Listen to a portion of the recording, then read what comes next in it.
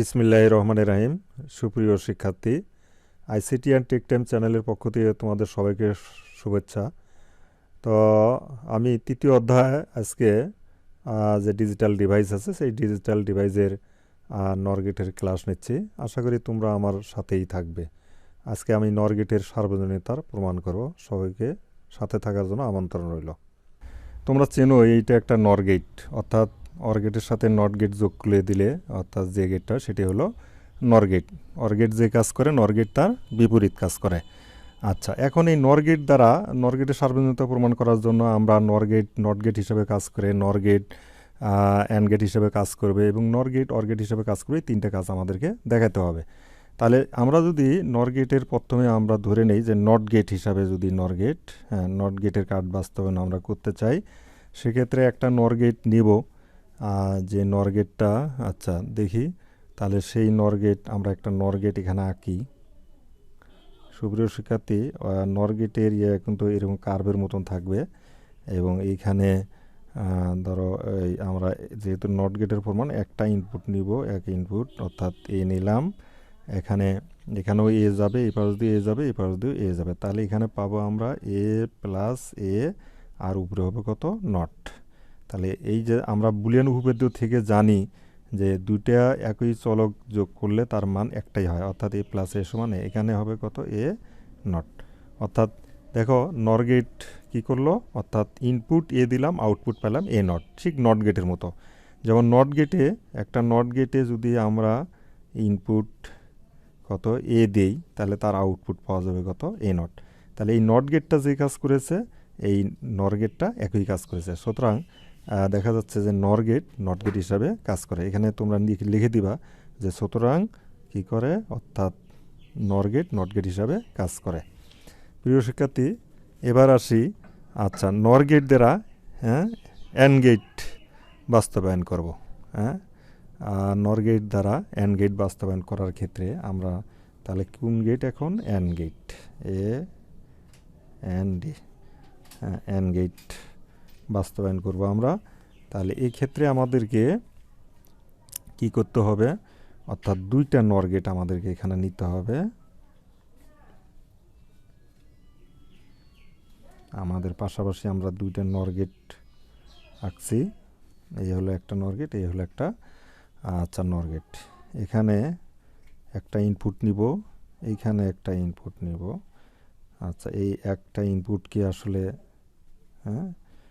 দুইটা ইনপুট লাইনে প্রকাশ করতে হবে। এবং এখানে জানো যে আমরা পূর্বেই দেখেছি যে যদি কত অর্থাৎ এ ইনপুট নিই তাহলে পাওয়া যায় এ নট। এখানে আমরা পাইলাম এ নট, অথবা এখানে সমীকরণ তোমরা দেখিতে পারো হলো যে এ প্লাস এ নট সমান হবে কত এ নট, আর প্লাস বি নট সমান পাবো এখানে বি নট।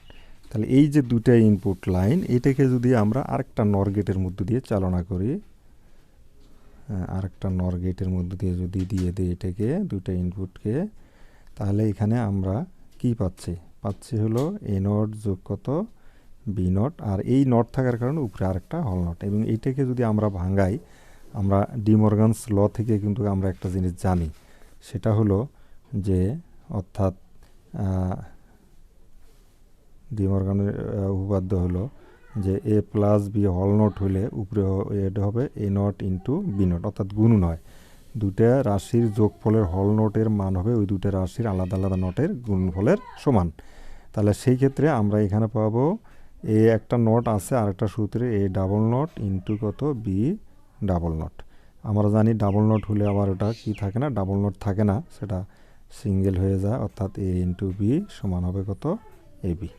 তাহলে আমরা এখানে ইনপুট দিলাম এ বি এবং আউটপুট পাইলাম কত এ বি এ গুণনফল, অর্থাৎ এটা অ্যান্ড গেটের কাজ করেছে। এই নর গেটটা কী করছে, অ্যান্ড গেট। আমরা অ্যান্ড গেটে যদি এরকম দুইটা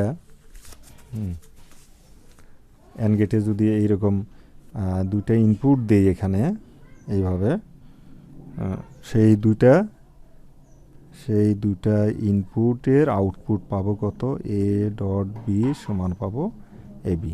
সুতরাং এই নর গেটটা যে কাজ করেছে অ্যান্ড গেট একই কাজ করে, এই জন্য নর গেট দ্বারা অ্যান্ড গেট বাস্তবায়ন করা যায়। সুপ্রিয় শিক্ষার্থী, এরপরে আরেকটা আছে আমাদের আরেকটা গেট দেখে দিতে হবে, সেটা হলো অর গেটের কাজ।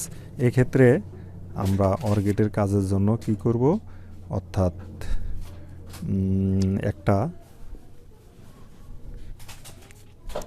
একটা নর গেট নেব অর গেটের কাজের জন্য।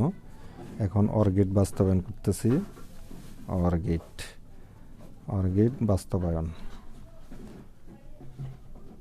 আমরা অর গেট বাস্তবায়ন করব এখন। আচ্ছা, এই ক্ষেত্রে আমরা একটা অর গেট নেই, অর্থাৎ যদি আমরা একটা অর গেট এখানে নেই এইভাবে,